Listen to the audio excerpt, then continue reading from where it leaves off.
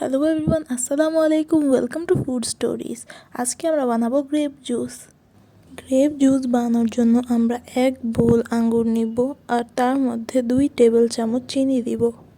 তারপর দিব হাফ চা চামচ লবণ আর হাফ চা চামচ বিট লবণ আর দিব হাফ চা চামচের একটু বেশি কালো গোলমরিচ গুঁড়া আর দিব 1.5 টেবিল চামচ লেবুর রস।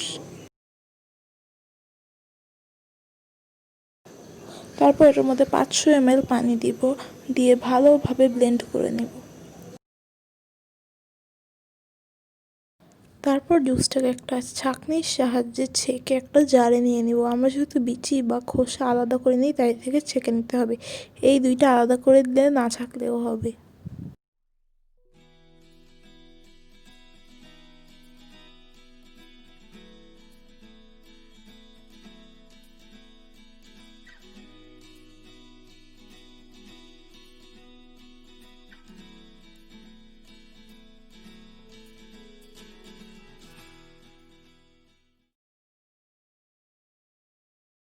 আর এভাবেই চটজলদি তৈরি হয়ে গেল আমাদের গ্রেপ জুস। ভিডিওটা ভালো লেগে থাকলে লাইক করবেন, শেয়ার করবেন আর ফুড স্টোরিজ বাংলাকে সাবস্ক্রাইব করবেন। আল্লাহ হাফেজ।